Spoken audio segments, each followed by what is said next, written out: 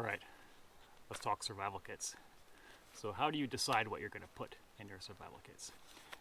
And it really all comes down to what is that survival kit intended to do? Like, what scenarios do you envision yourself needing or using this survival kit? The kit that you put in your bag when you go for a hike on like a trail system is not going to be the same kit that you take if you're a bush pilot in Alaska. Those are two very different kits. So you have to kind of identify what scenarios you think you might use this kit, and also what you know. So this is the Survive Outdoors Longer Scout Survival Kit. I'm going to use this one as an example, go through what's in it and talk about whether or not this is a good kit, and whether or not you're making your own kit or you're evaluating a pre-made, store-bought kit. It's the same thing.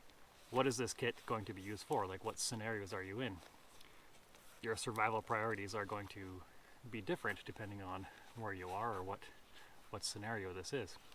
This is a very short-term survival kit. It's what I like to call a survive the night kit. And that's really what it's intended for. It's intended to keep someone alive for the night. They can get themselves out or get rescued or whatever. So you have to identify your survival priorities in a situation like that. And in a 24-hour survive the night kind of situation, they're very simple. You have really only 3 survival priorities. You need to stay dry, that's your priority. You need to stay warm, there's another priority. And those two kind of go together sometimes. And then your third priority is to either get yourself out or signal for help somehow so someone else can get you out.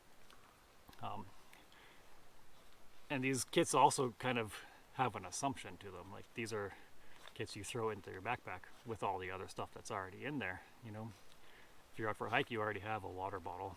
Plus, you're only talking like a 24-hour survival situation. So things like food, they're not a priority. They shouldn't even be on your list of priorities for an overnight thing. You're not going to need food for days.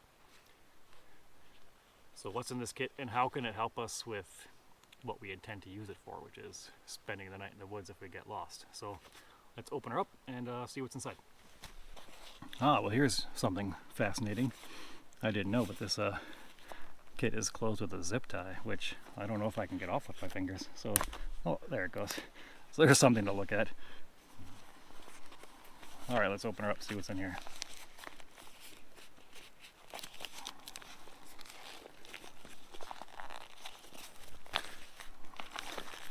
Okay, first thing we pull out is this great big Mylar blanket.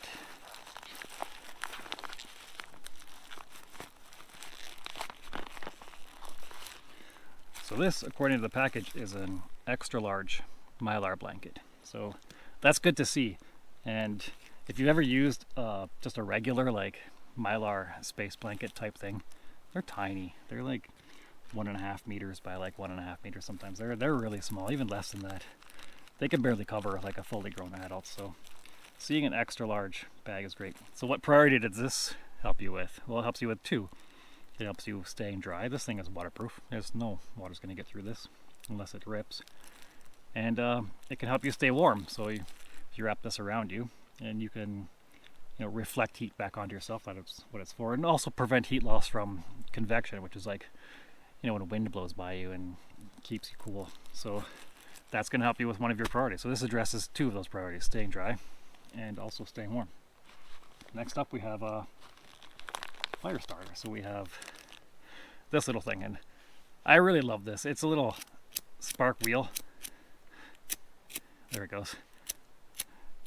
And I love this because things like a ferro rod, even matches, they have kind of a learning curve. You have to use them before, you have to practice. But this, anyone can use this. You can give this to a kid, and so this kit does a good job of meeting most of those priorities that it needs to for what it's intended for. As a survive the night kit, it's not bad. It's definitely missing a few things. What I would add or do differently with this kit.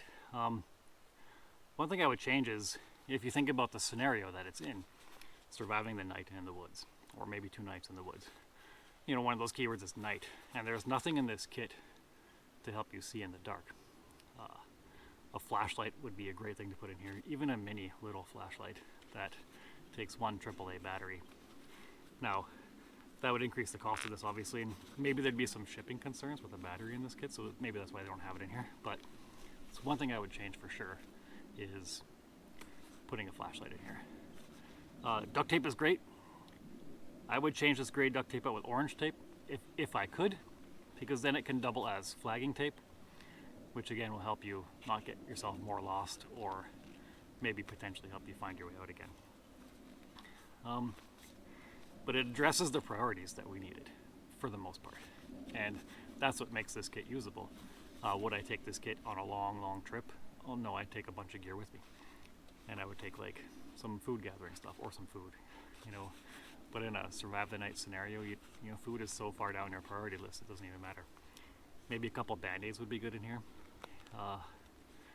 One thing it's also missing that you probably noticed, there's no cordage and there's no knife to cut or process wood. So if you are in a dry area, these Tinder Quicks are great, but you're going to need something a little more substantial to get a fire. A day like today, it's been raining here for 6 days in a row, so it'd be pretty hard to get a fire going with just these. You could if you have other things like birch bark and stuff, but I digress.